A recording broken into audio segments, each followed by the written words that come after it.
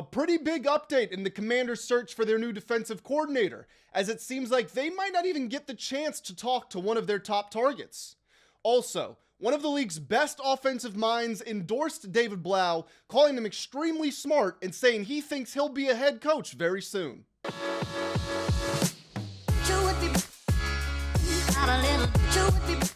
What's going on, everybody? Welcome back to the Full Command Show. My name is Grant Mitchell, and we are back here for yet another day talking about the Commanders' hunt to fill out their coaching staff.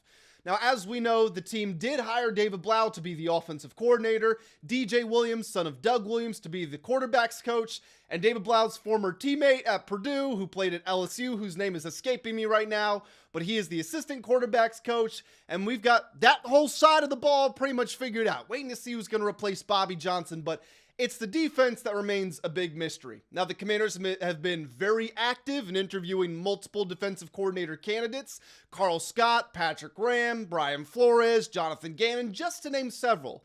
Yet there is a top target of theirs that they haven't even had the opportunity to speak to. So how is that possible? Why haven't they spoken to him? And what does this latest update that I'm about to share with you guys, how does that impact the news and their search for their new defensive coordinator? We're going to jump into all that and a whole lot more in just a second, but before we get there, make sure that you do hit the like and the hype buttons if you are enjoying the content. We're over 4,200 subscribers. It would be really cool if we continue to close in on 5K. I would like to say that we're going to get there before the, let's say before the draft. Maybe before free agency if I'm feeling a little bit greedy, but anyway, if you're new around here, why not hit that subscribe button, join the community. We're growing very fast. It was a very fun first season on this channel, and we got a lot of fun stuff planned throughout the off season as well. And as always, don't forget to leave your comments on everything I say in this video down below.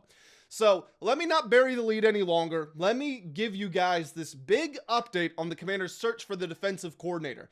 So this update doesn't actually come from Landover or DC or Ashburn.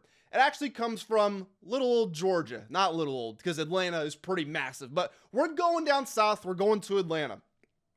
The Falcons are progressing in a deal to hire Kevin Stefanski, the former Cleveland Browns head coach, as their new head coach. Now, nothing has been agreed upon, but there is positive traction. You've got reporters sharing that information. Teams are starting to get more optimistic, or the parties involved are getting more optimistic that a deal is going to be done.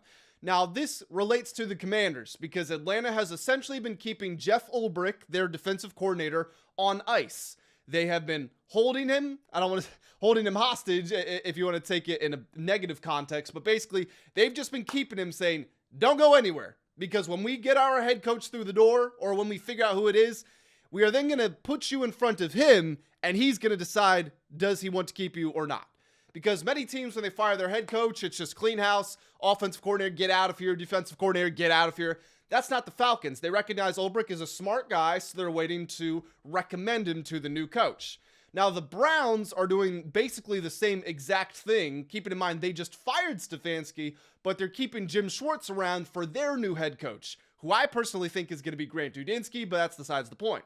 They are keeping Jim Schwartz around, and Jim Schwartz is held in extremely high regard, so it's unlikely that the new head coach comes in, sees what Schwartz has done with their defense, and says, no, I need someone else. So with Jim Schwartz looking like he's staying in Cleveland, that means that Stefanski can't bring his former DC with him to Atlanta. So now that he gets there, and he started to have these conversations with Jeff Ulbrich, he started to have conversations about what it would be like with the two of them working together in Atlanta. And assuming these conversations continue to remain positive, knowing Ulbrich's reputation around the league and just his general intelligence, he is a very good coach, very smart man. I think it's looking like Jeff Ulbrich is going to stay in Atlanta with Stefanski as the head coach. This is relevant because ever since the news broke that Stefanski and the Falcons were moving in the right direction on agreeing a deal, we started getting briefs from every Commanders reporter. They were just flying out of the woodwork. Hey, the Commanders really like Jeff Ulbrich. Jeff Ulbrich really high on the Commanders list for defensive coordinator options. So with those briefs coming out, it tells you something. It basically says the Commanders coaching search, and while they could be very interested in Brian Flores and Jonathan Gannon and these other guys, they probably didn't want to make a decision until they got clarity on the Jeff Ulbrich situation. If they got to interview him, that would have been great. There's no guarantee that they are basically waiting to say, hey, if Ulbrich's available, we are hiring him. It may have just been like, no, this is a guy we really want to talk to, so we're going to push everything to the side until we get that opportunity. But again, it does look like there's positive momentum that he's going to stay in Atlanta, which means the Commanders won't even get the opportunity to interview him because he's just going to stay there with Stefanski. So sure seems to me like Ulbrich is a top choice, but he might now be out of the running. So again, that would mean the Commanders are turning back to their list of Brian Flores, who is interviewing for the Steelers head coaching job this weekend, Jonathan Gannon, who has a Titans head coaching job interview on Sunday, Patrick Graham, Carl Scott, some of these previous players that we've been over, previous coaches we've been over, rather. It seems like that would be the list that they will be picking from. From defense to offense, let's talk about David Blough. So I want to give credit to A to Z Sports' Josh Taylor, who said that he was sent a video clip from A to Z Sports' Cole Noble. So basically, A to Z Sports family, Josh Taylor is the Commanders reporter, Cole Noble is the Bears reporter. This is relevant because Cole Noble sends over a clip of Ben Johnson talking about David Blough. So let's hear what Ben Johnson had to say. This is a direct quote from Friday's press conference. And honestly, I mean, shout out to the reporter who asked Ben Johnson about this, because certainly helps us out over here in Commanders land. It was definitely a deviation from the questions about preparing for a home playoff game for a chance to go to the conference championship. But nonetheless, it's great content for us, and it's great insight on what type of person David Blough is. So here's the quote. He's really smart, has a natural way of connecting with everybody. I think he'll do an outstanding job in that role. He'll be one of those young guys that gets a head coaching job before you know it. Ben Johnson was then asked if he had any advice for David Blough in calling plays for the first time.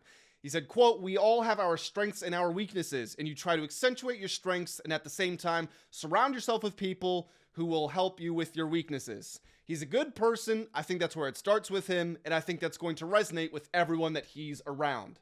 Now, on that same day, Friday, we got a clip from JP Finley, the famous Commanders reporter. We all know JP, love JP. He was speaking with Colt McCoy, who obviously we know from Washington, but Colt McCoy was in Arizona with David Blough when they were teammates under, guess who? Cliff Kingsbury, the circle of life. Funny how that all blends together. Here's what Colt McCoy had to say about David Blough.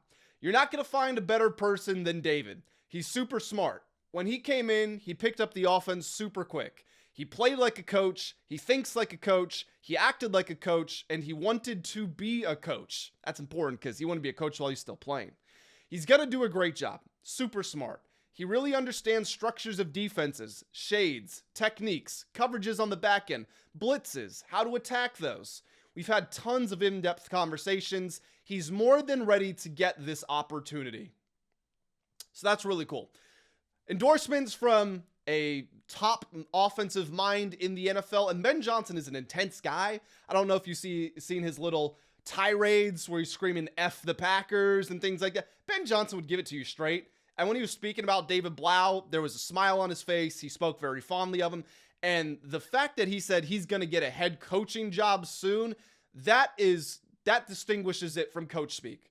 That is different from, oh man, love David. What a smart guy. Yeah. He's Washington. You're going to love him, and say, no, he's going to be a head coach pretty soon. Tip the hat right there. Why am I forgetting the phrase right now? Tip the card, whatever. I don't know why I'm struggling right here, but he showed his hand. We'll just leave it at that. He showed his hand. So David Blough receiving some very good endorsements from a former teammate and a former coach, top coach in the NFL right now. I think it's easy to say. So that makes me feel a lot better. I was really starting to come around to the David Blough hire. It was just weird at first because I didn't know how to judge him because I've never seen him really be a coach before. I know he was on the staff for the last 2 years, but assistant quarterbacks coach, and you don't really see him calling plays. You don't see him in front of the camera all that often. So just not a lot to judge him off of. But if this is the feedback we're getting, then I can understand why the Commanders made the decision that they did. Some more coaching staff updates. Now, this was from yesterday from ESPN's John Keim. Feels very relevant in the wake of the Ulbrich and Stefanski news, but no decision on the defensive coordinator expected this weekend. Could have to wait until mid next week or longer. David Blough interviewed DJ Williams when he was trying to find the quarterback's coach, and Doug Williams did not know that the team was interviewing his son until the day the news came out. And then from putting Keim's words together, there were more subtle indications that they are heavily interested in Raheem Morris and Jeff Ulbrich, which I already went over earlier in this video. So to close this off, and referencing back to the beginning of the video when I said the Commanders hired the assistant quarterbacks coach, whose name was escaping me, my apologies to Danny Etling, 31-year-old former LSU quarterback. Very interesting person to pick up, and clearly there's a relationship with David Blough because they were both quarterbacks at Purdue. Etling was the starter when Blough was a redshirt freshman. He ended up transferring to LSU, got drafted by the Patriots in the 7th round in 2018, which was the final Tom Brady Super Bowl in New England. So been around smart guys, been around winning culture, relationship with David Blough, you know the rest. He bounced around the NFL as a backup and mostly a practice squad guy until he played in the UFL in 2024 and 2025. This is his first coaching gig. Now, like I was just saying with David Blough, having very little evidence to judge him off of, I just went online because what else am I going to do? I'm going to go see what LSU people are saying about it, what Purdue people are saying about it, what Patriots people are saying about it. Most of the reactions that I saw were from the LSU crowd, but the general sentiment was, this makes sense. They said, yep, I could see him being a coach. They had very positive things to say about him. He's never coached before. He might be awful, but he also might be great. I mean, he's our assistant quarterbacks coach. Our assistant quarterbacks coach last season was David Blough, who's now our offensive coordinator. So maybe Danny Etling, obviously, again, he's got the relationship with David Blough. I'm assuming he's a smart guy. He played quarterback. He sees it through that lens. So we'll see what happens. This hire makes the offensive coaching staff pretty much set, again, aside from the Bobby Johnson replacement, and they went young. David Blough, 30 years old, never called plays. Quarterbacks coach, DJ Williams. For whatever reason, I couldn't find his birthday. He finished college in 2014, so I think he's probably 33 years old, but I might be wrong. He's somewhere in that range. Assistant quarterbacks coach Danny Etling is 31, and he's never coached before. Bold moves from Dan Quinn and Blough as they fill out the staff, and DQ is pretty quickly either going to be touted as a genius with a great eye for talent, or he's going to get himself fired off of these moves. But again, I said this when it started with Blough and with Williams and now Etling. I respect the balls. I do. I respect him laying it all out on the line. And David Blough, again, was the one who interviewed DJ Williams, so I'm assuming he interviewed Danny Etling as well.